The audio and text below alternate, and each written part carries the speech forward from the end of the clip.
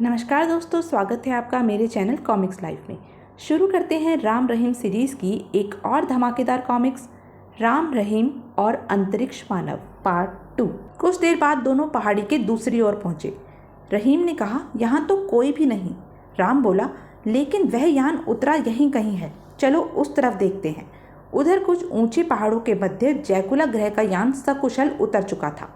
यान के भीतर एक कक्ष में कर्नल टोपो ने कहा, कमांडर, पृथ्वी पर तो हम सकुशल उतर आए, लेकिन भारत देश व प्रोफेसर भास्कर को कैसे तलाश करेंगे?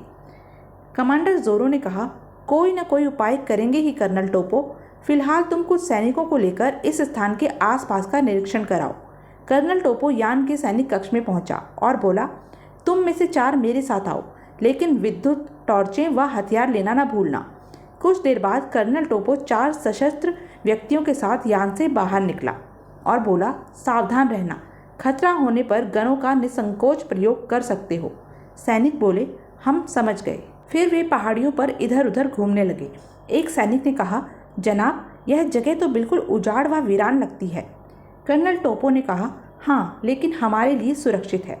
जब वे एक पहाड़ी के ऊपर से होकर गुजर रहे थे तो सैनिक बोला, सर, नीचे देखिए, कोई चमकदार वस्तु हिल डुल रही है। कर्नल टोपो ने कहा, आओ नीचे चलकर देखते हैं, लेकिन सतर्क रहना, टॉर्चें बुझा दो। वह चमकदार वस्तु और कुछ नहीं, राम के हाथ में थमी जली हुई टॉर्च थी।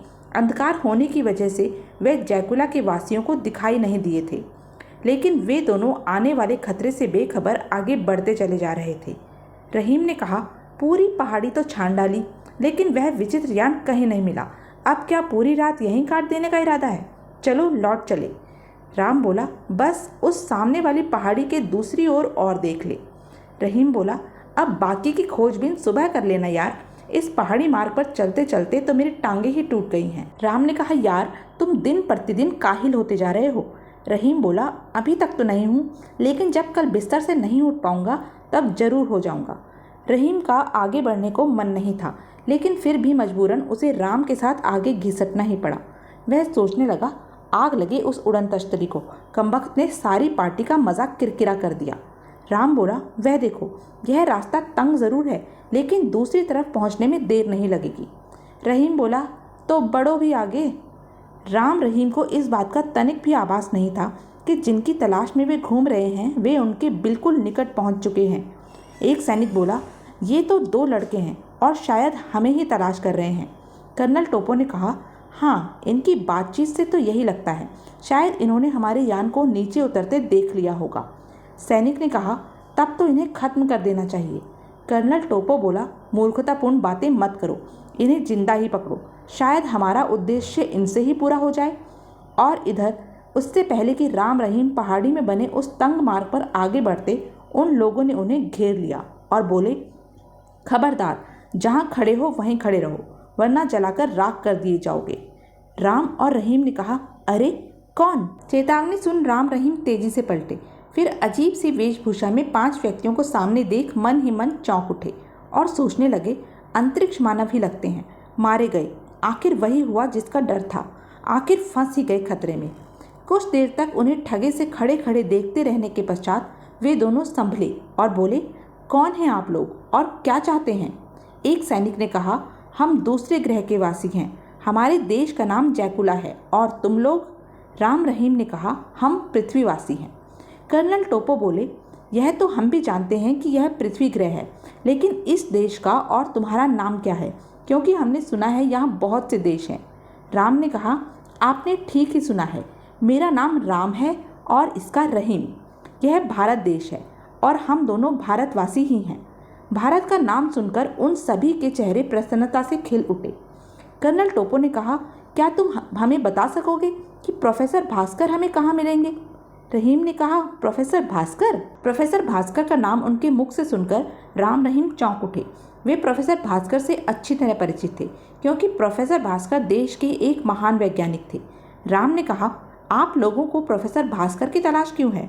रहीम सोचने लगा, कहीं ये प्रोफेसर का अपहरण करने के उद्देश्य से ही तो धरती पर नहीं आए। कर्नल टोपो ने कहा, केवल हमारे ही प्रश्नों का उत्तर दो छोकरे। राम बोला, तब सुनो, हम उन्हें अच्छी तरह जानते हैं, लेकिन बताएंगे नहीं। कर्नल टोपो बोला, बको मत नादान छोकरे, यदि जानते हो तो उनका पता बताओ, वरना मार डाले जाओगे। राम ने कहा, हरगिज नहीं, और तब तक नहीं जब तक तुम अपना उद्देश्य नहीं बताओगे। उनका दृढ़ निश्चय देख कर्नल टोपो सोच में पड़ गया। काफ़ी दिलेर एवं बहादुर लगते हैं, कमांडर के पास ले जाना ही उचित होगा। मन ही मन निर्णय लेने के पश्चात कर्नल टोपो ने कहा, ठीक है, मत बताओ, लेकिन यदि तुम दोनों अपनी भलाई चाहते हो तो चुपचाप हमारे साथ चलो। राम ने कहा, कहाँ ले जाना चाहते हो हमें? कर्नल टोपो बोला, अपने यान में, बाकी बातें वहीं करेंगे।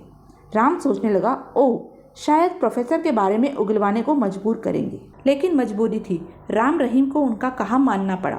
वे दोनों सोचने लगे, जरूर ये लोग हमारा भुर्ता बनाकर डिनर में प्रयोग करेंगे। पता नहीं प्रोफेसर की तलाश इन्हें क्यों है, मालूम करना ही पड़ेगा। मार्ग वही था जहाँ से राम रहीम के साथ पहाड़ी के दूसरी ओर जाने का इरादा रखता था। फिर जब वे उस पहाड़ी के दूसरी ओर पहुँचे, रहीम ने सोचा, ओह, काफ़ी बड़ा और लड़ाकू यान प्रतीत होता है।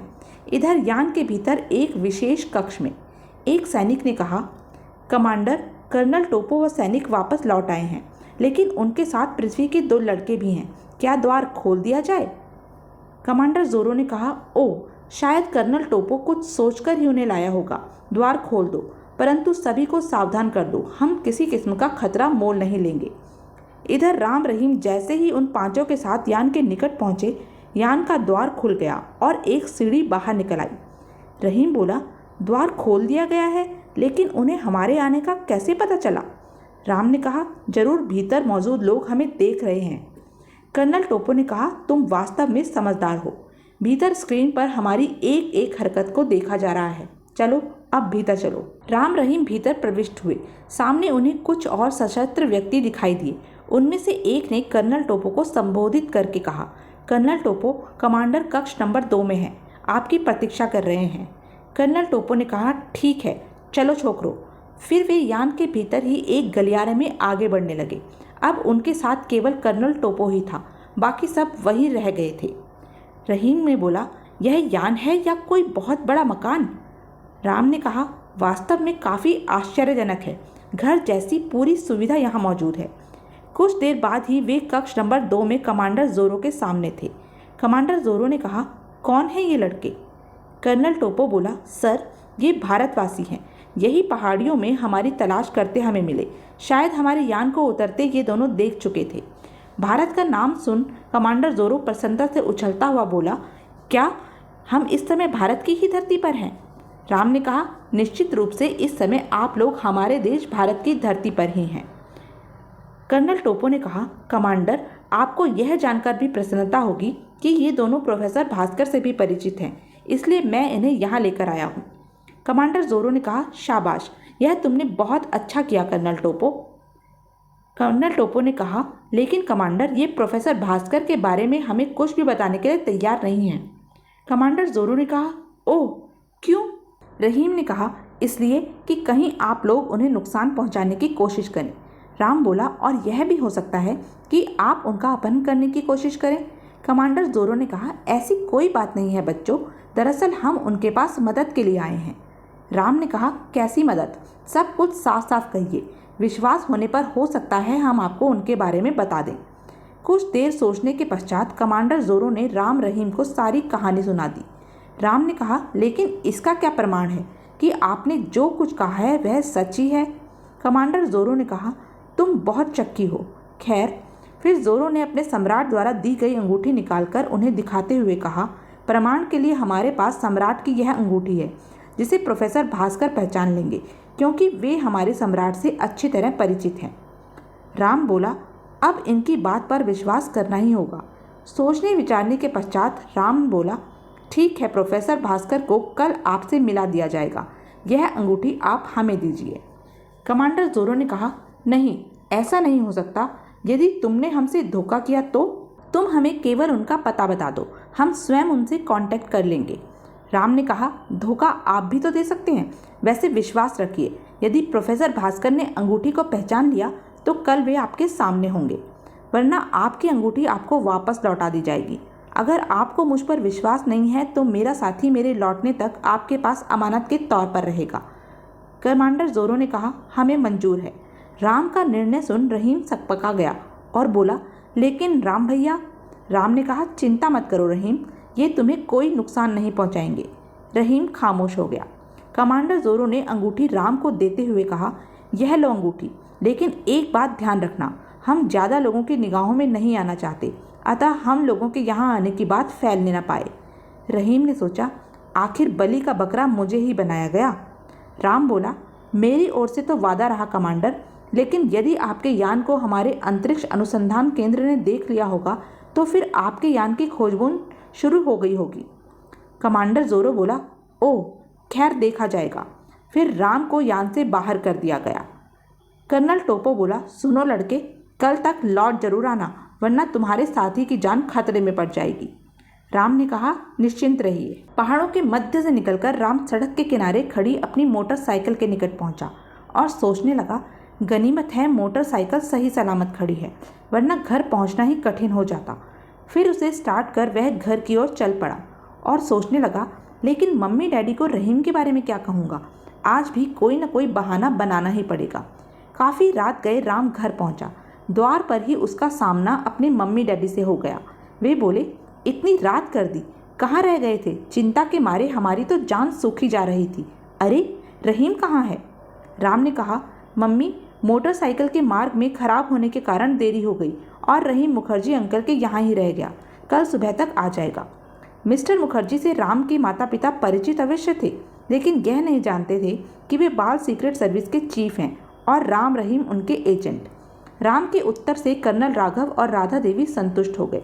फिर उनसे विदा ले राम सीधा अपने कमरे में पहुंच गया और सोचने लगा, अभी उन्हें फ़ोन कर दूं, सुबह जाकर मिल लूँगा। राम का विचार ठीक ही निकला। अंतरिक्ष अनुसंधान केंद्र की शक्तिशाली दूरबीनों ने जैकुला के यान को देख लिया था। यही कारण था कि दूसरे दिन सुबह देश भर के समाचार पत्र उस यान के प्रति तरह तरह के समाचारों से भरे पड़े थे। तो यह थी अब तक की कहानी। आगे की कहानी जानने के लिए बने रहें मेरे साथ, और हाँ, मेरे चैनल को लाइक, शेयर और सब्सक्राइब करना ना भूलें। धन्यवाद।